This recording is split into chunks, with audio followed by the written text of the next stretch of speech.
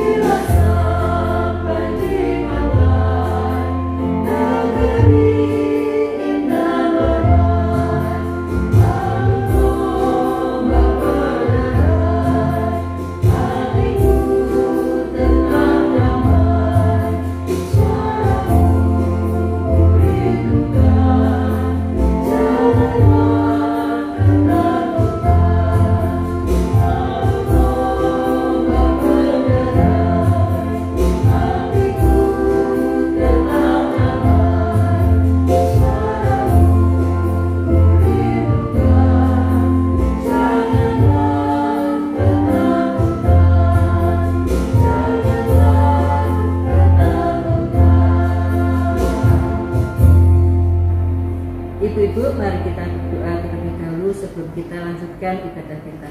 Mari kita berdoa. Bapa yang di dalam surga, kembali kami datang menghadap kehadirat-Mu. Kami ucap syukur Tuhan atas penyertaan-Mu di dalam hidup kami. Kami sungguh beruntung, kami mempunyai Allah yang selalu memperhatikan kami, yang selalu memelihara kehidupan kami. Terima kasih Tuhan untuk waktu ini, kalau kami boleh beribadah bersama-sama. Walaupun kami harus secara online, tapi kami boleh mempunyai hati yang bersyukur, yang terus ingin menyembah dan memuji nama-Mu. Terima kasih Tuhan, biarlah Engkau yang akan hadir di tengah-tengah ibadah kami. Engkau akan tolong kami, supaya kami boleh menikmati hadirat Tuhan.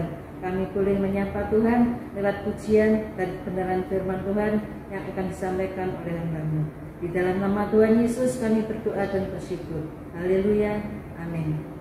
Ibu-ibu yang dikasihi Tuhan, di dalam hidup ini kita harus terus berpegang kepada firman Tuhan.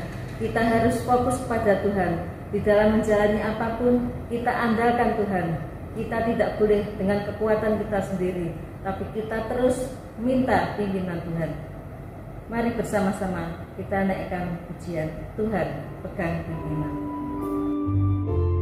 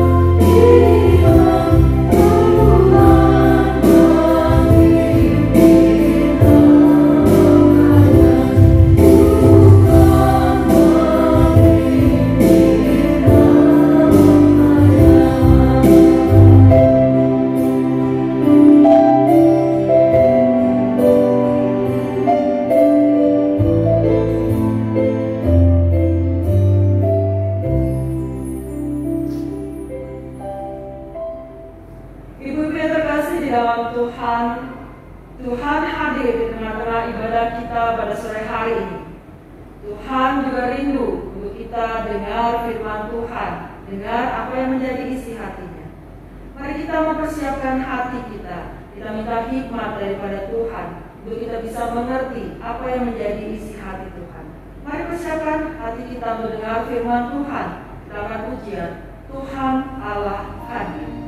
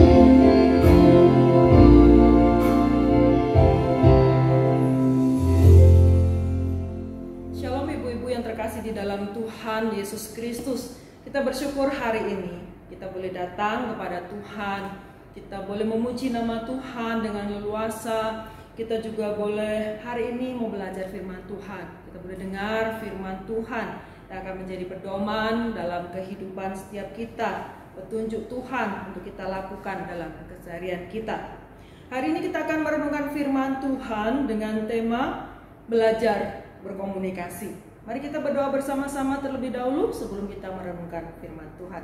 Mari kita berdoa. Bapa di surga, kami bersyukur Tuhan.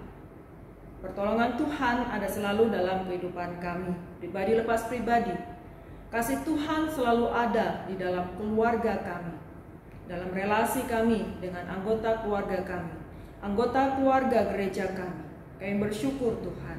Dimanapun kami berada, Tuhan selalu ada, Tuhan selalu memelihara kami. Dan hari ini, Tuhan, kami rindu untuk dengar firman Tuhan, kami rindu belajar firman Tuhan. Terlebih kami rindu untuk melakukan firman-Mu di dalam keseharian kami. Berbicaralah kepada kami Tuhan, kami siap untuk dengar firman-Mu dan melakukannya di dalam keseharian kami. Di dalam nama Tuhan kami Yesus Kristus, Allah yang hidup, kami boleh berdoa dan menaikkan syukur kami. Amin. Ibu yang terkasih di dalam Tuhan, sejak awal penciptaan dunia, Tuhan itu merancangkan setiap kita untuk tidak hidup sendirian. Tuhan merancangkan kita untuk apa? Untuk hidup bersama dengan orang lain di dalam sebuah komunitas. Ada gereja Tuhan saat ini.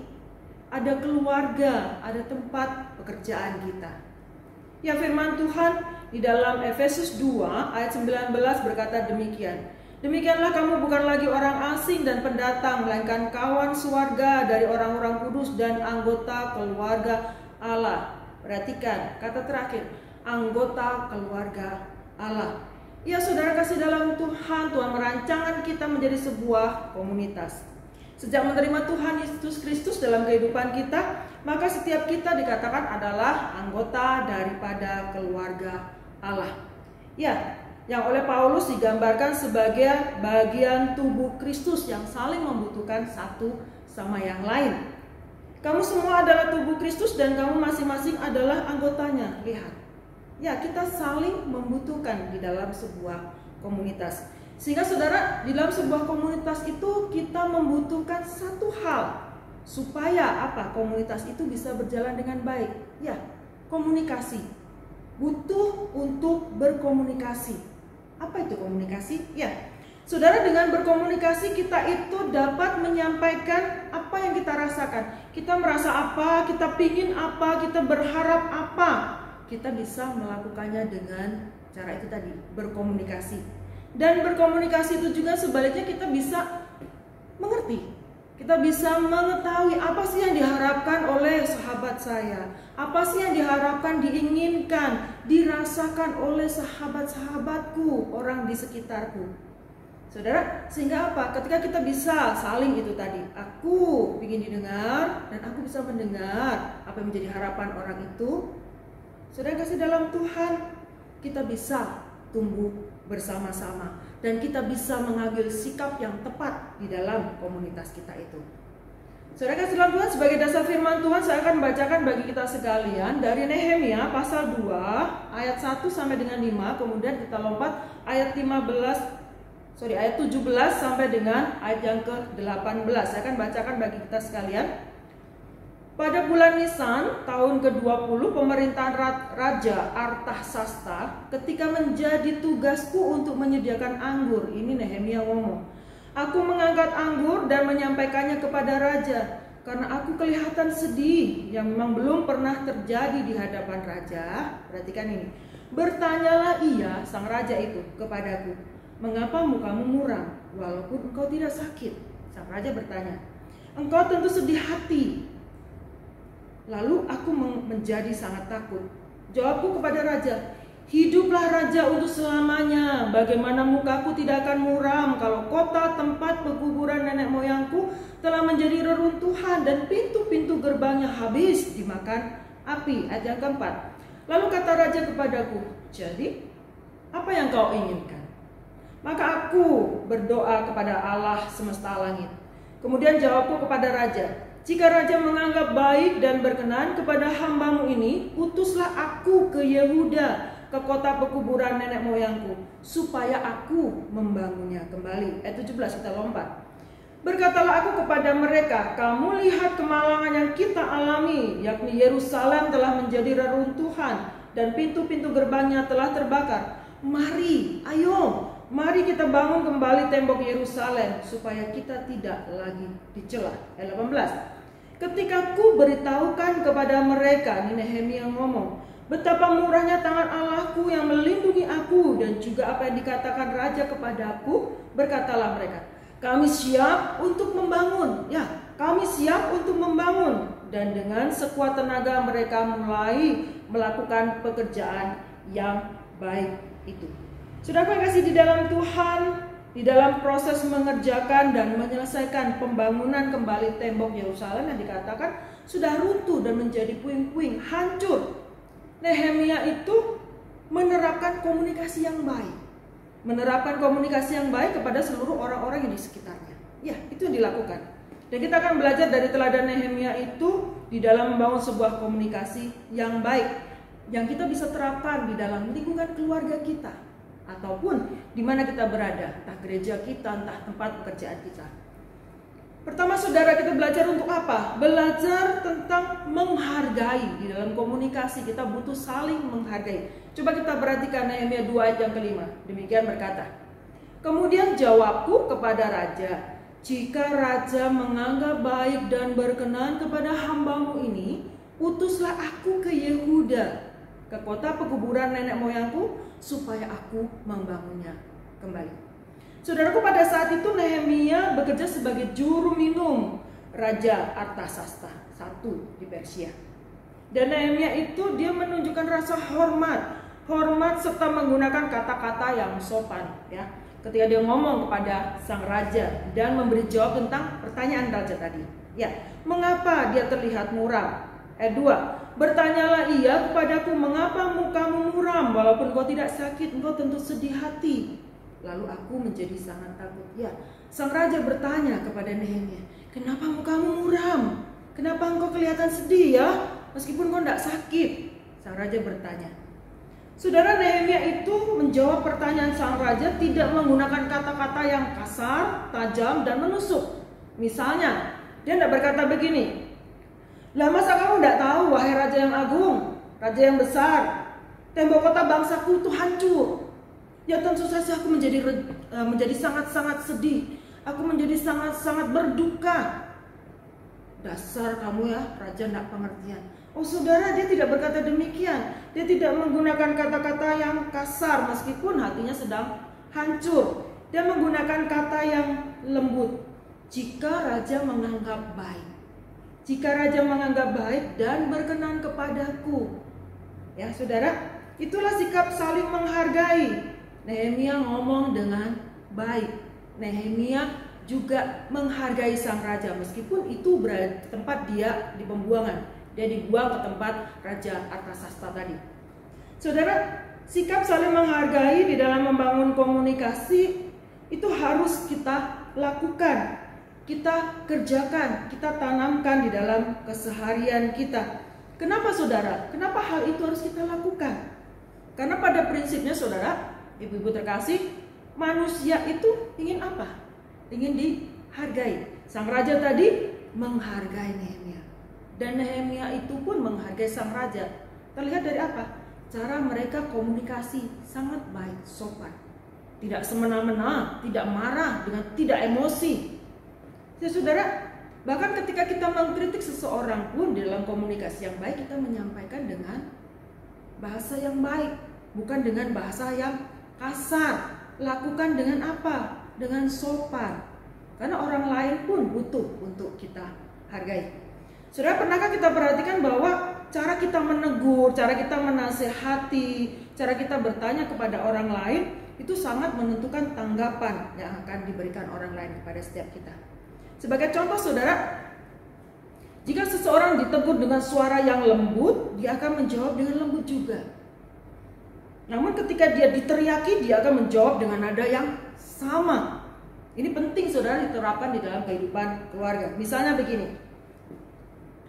Ada suami pulang kerja, kemudian rumah itu terlihat berantakan sekali.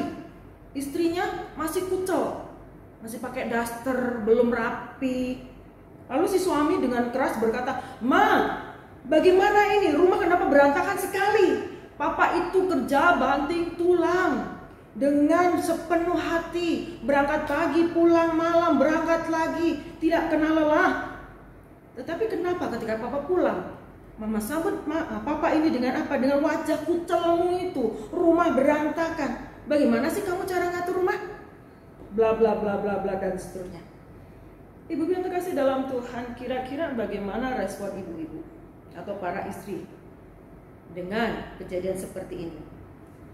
Apakah si istri kemudian atau ibu-ibu lah diam saja, tetapi hati dongkol, marah, mangkel, ngomel dalam hati, tidak keluar sih, cuma diem tapi ngomel di dalam hati, atau langsung balas teriak, "Lah kalau kamu mau rumah rapi, lah kalau mau aku tampil cantik, kamu melihat aku tampil cantik, rapi, bersih, carikan aku asisten rumah tangga, beri aku uang bulanan yang lebih banyak untuk perawatan diri, bla bla bla bla bla," dan seterusnya. Ibu yang kasih dalam Tuhan, firman Tuhan tidak mengajarkan demikian. Amsal 15 ayat 1 mengatakan demikian, mengingatkan kepada setiap kita untuk saling menghargai. Jawaban yang lemah lembut itu meredakan kegeraman, tetapi perkataan yang pedas itu membangkitkan marah. Saudara kasih dalam Tuhan, ibu-ibu terkasih, intinya adalah jika kita itu sedang berhadapan dengan seseorang yang bicara kepada kita dengan nada marah atau kasar, sabar, tahan diri kita, jangan balas dengan marah juga, tetapi berikan jawaban yang lemah lembut. Bukan seperti tadi ya, suami datang marah-marah kemudian si ibu diem, tapi bukan sabar. Tapi simpan di hati dan kemudian dongkol, ngomel, dan besok meledak, marahnya besok. Tidak seperti ini. Tetapi Tuhan ajarkan kita apa? Tenangkan hati kita, tenangkan diri kita, dan berikan jawaban yang lemah lembut. Untuk apa? Itu bisa menghindarkan kita dari perselisihan, pertengkaran di dalam komunikasi kita. Tadi antar suami istri, bisa juga dengan anak-anak atau dengan orang lain yang berinteraksi dengan kita. Jadi saudaraku, jika kita membangun komunikasi dengan rasa dan sikap saling menghargai, menghormati, maka kita akan dapat membangun interaksi yang baik, damai dalam keluarga. Sebaliknya, kalau kita melakukan dengan kasar, dengan emosi, tidak cuma dalam keluarga, dimanapun kita berada, saudara, isinya adalah berantem. Poin kedua, kita belajar tentang apa dalam komunikasi? Empati.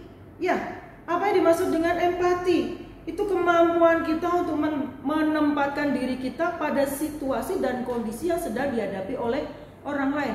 Orang lain sedang menghadapi kesedihan, kita bisa menempatkan dirinya dalam posisi orang itu. Oh iya, dia sedang sedih. Oh iya, dia sedang kehilangan, dia sedang berduka. Nehemia 2 ayat 3 berkata demikian. Jawabku kepada raja, hiduplah raja untuk selamanya. Bagaimana mukaku tidak akan muram kalau kota tempat pekuburan nenek moyangku telah menjadi reruntuhan dan pintu-pintu gerbangnya habis dimakan api. Saudara, sikap empati Nehemia terlihat ketika dia itu berkomunikasi dengan raja dan menunjukkan kesedihannya. Kesedihan atas apa? Ya, bangsanya itu loh sedang berduka, sedang sedih. Kenapa? Kota tempat pekuburan nenek moyangnya menjadi reruntuhan, pintu gerbangnya habis, kota Yerusalem itu loh hancur. Ya, Nehemia menerima kabar bahwa orang-orang buangan yang kembali ke Yehuda dari Babel dan Persia sedang dalam kesulitan untuk apa membangun tembok Yerusalem karena sudah hancur dan berantakan. Mereka mengalami kesulitan.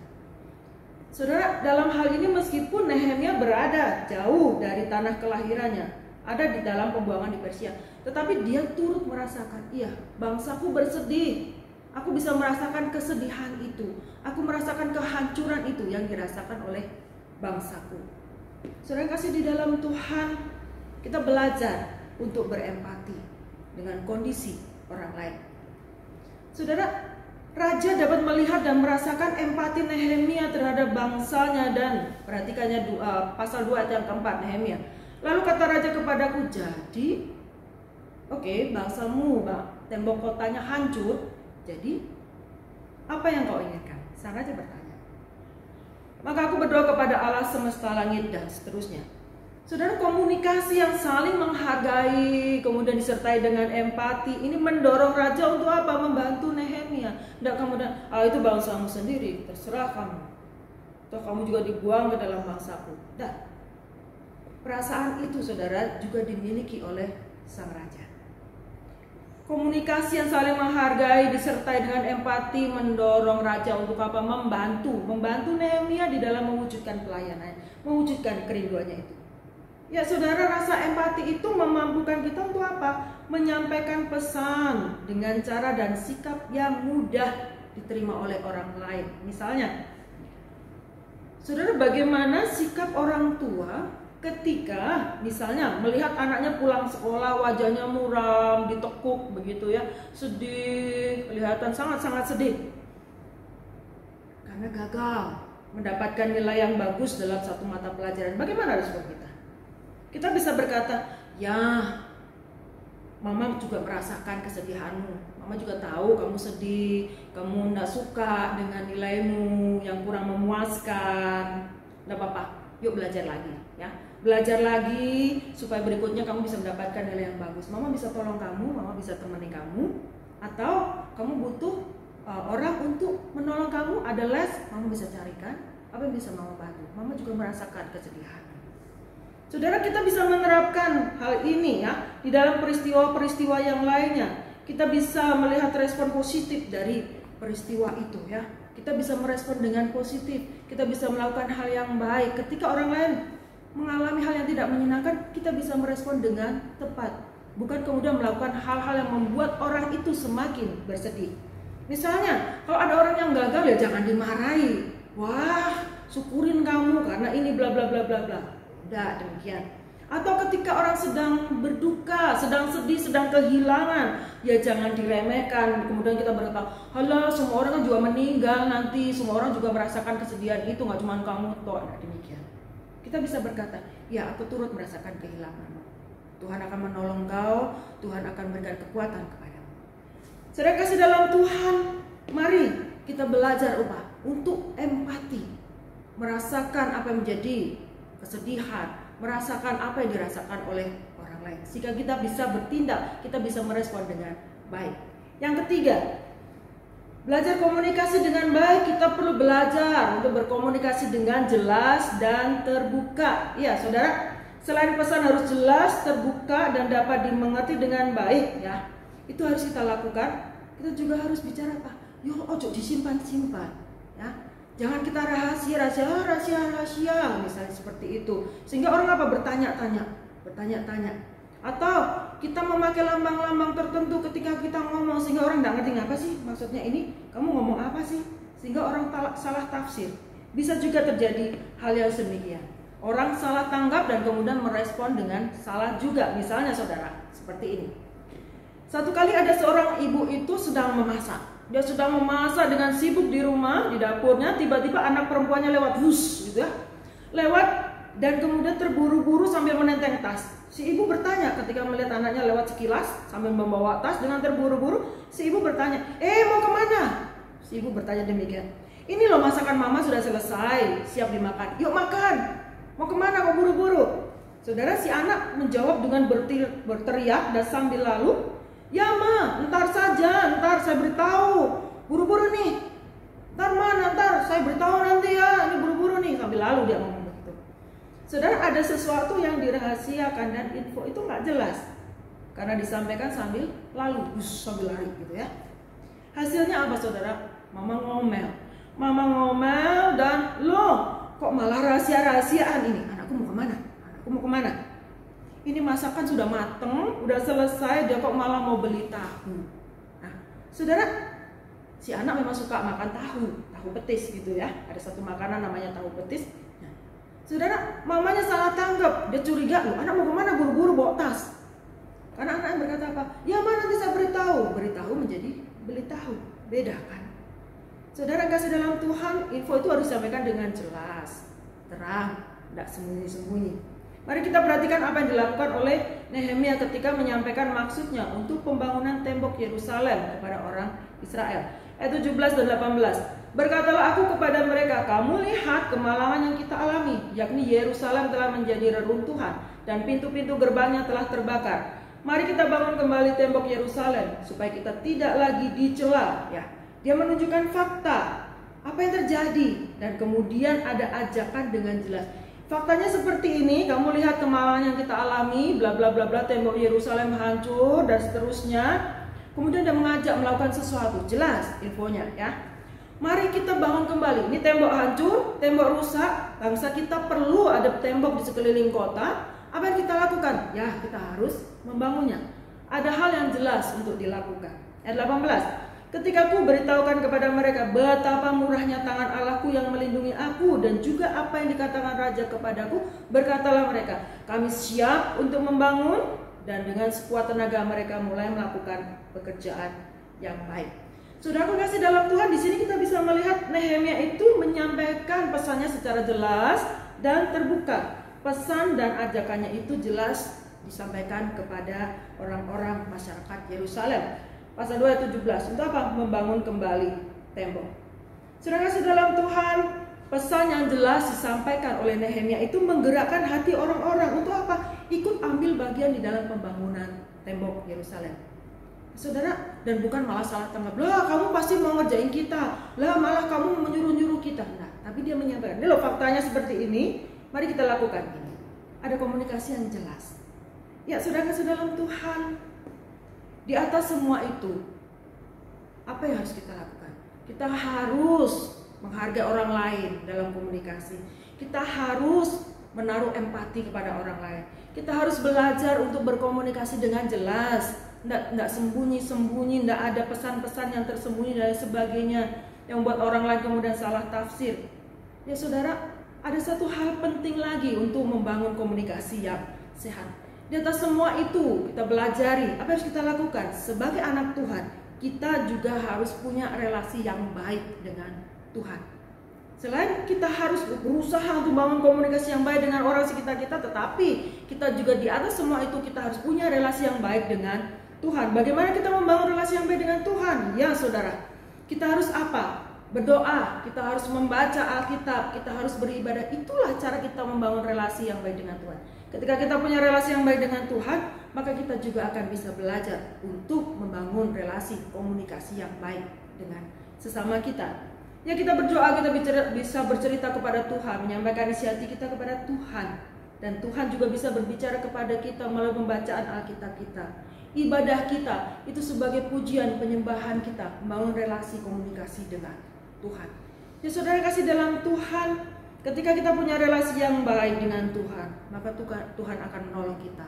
Untuk apa? Kita punya relasi, kita bisa berkomunikasi dengan cara yang baik. Tuhan akan ingatkan kita, no Yuyun, tidak gitu ngomongnya, harusnya seperti ini. Tuhan taruh dalam hati kita untuk bertindak seperti apa. Jadi saudara kasih dalam Tuhan, mari belajar dari Nehemia di dalam berkomunikasi ya dengan baik. Hargai orang lain, berempatilah dengan kondisi orang lain. Dan ketika kamu ngomong, sampaikan dengan jelas dan terbuka.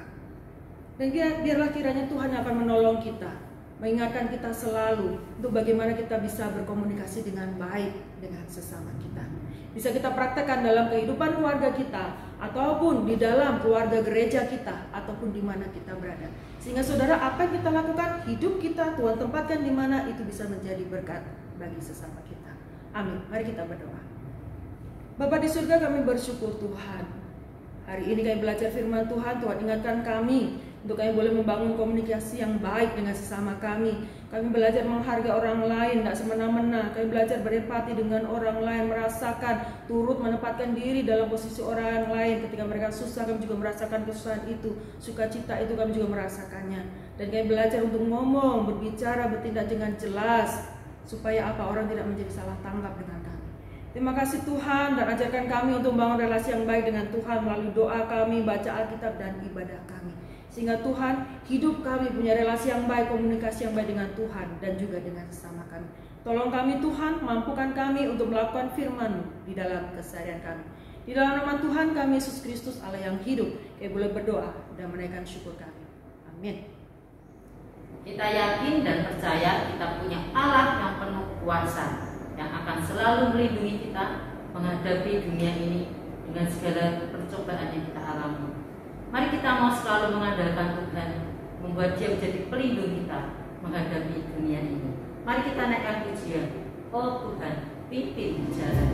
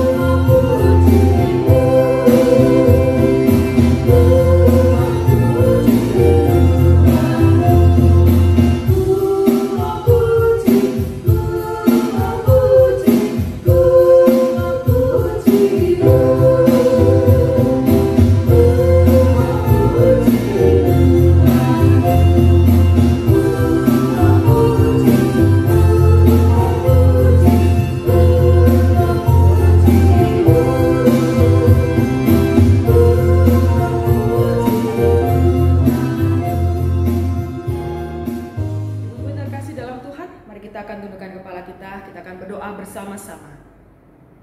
Segala puji syukur kami naikkan di hadapan Tuhan, Allah pemelihara kehidupan setiap kami, Allah yang sungguh-sungguh mengasihi setiap kami. Kami bersyukur Tuhan untuk kasih-Mu, untuk pemeliharaanmu, untuk pertolongan-Mu bagi setiap kami. Kondisi apapun yang saat ini sedang kami alami, ada kesedihan, ada kehilangan, ada duka cita, ada sukacita, ada sakit, penyakit, ataupun kekuatan kesehatan, Tuhan ada selalu bersama dengan kami. Terima kasih Tuhan, topang kami di dalam menjalani kehidupan kami. Dimanapun kami berada saat ini, Tuhan selalu memelihara kami. Tuhan Yesus, kami juga rindu hari ini mengingat ibu-ibu dimanapun berada saat ini. Dengan segala pergumulan mereka, di dalam keluarga mereka, ataupun dalam gereja mereka, atau dimanapun mereka saat ini berada. Tuhan, biarlah Engkau Bapa yang baik, Yesus, Tuhan yang memelihara kehidupan kami, selalu menilik ibu-ibu dimanapun mereka berada. Biarlah Tuhan Yesus menguatkan hati mereka ketika mereka bersedih, berduka. Tuhan topang mereka. Yang sakit penyakit, biarlah Tuhan Yesus angkat di dalam nama Tuhan Yesus. Segala penyakit mereka Tuhan sembuhkan, Tuhan angkat. Yang berada dalam kekurangan, biarlah Tuhan ulurkan kasih-Mu, tangan-Mu berkati mereka. Biarlah Tuhan mereka juga boleh bersyukur, mereka tetap menaruh harap kepada Tuhan, karena Engkau adalah Allah yang sungguh peduli dengan kehidupan kami.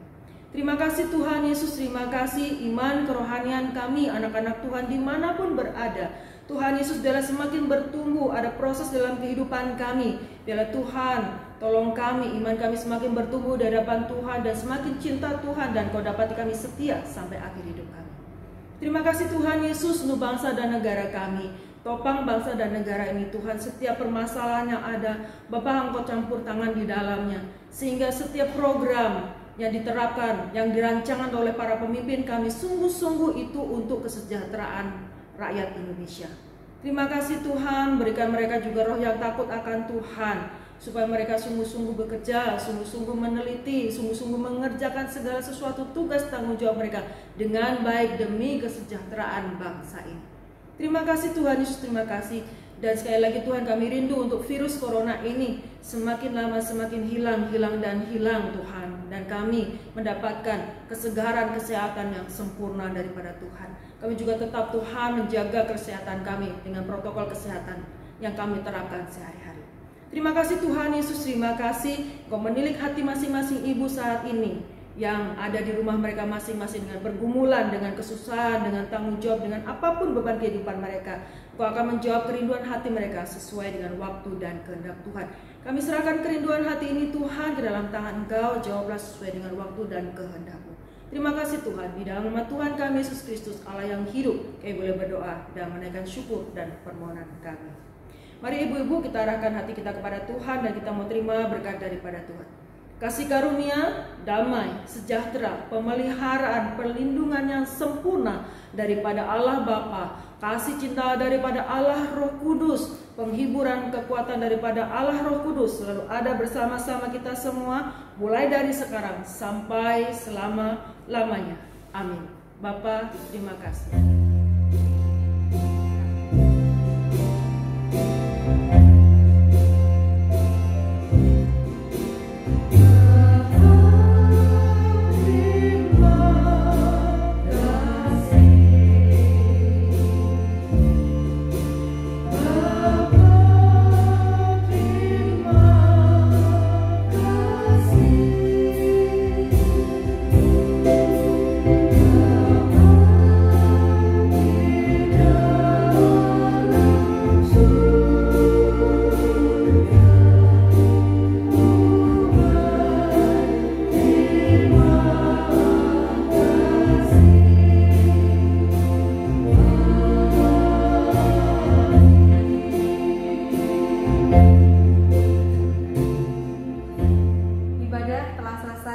Sampai jumpa pada ibadah selanjutnya. Tuhan Yesus memberkati.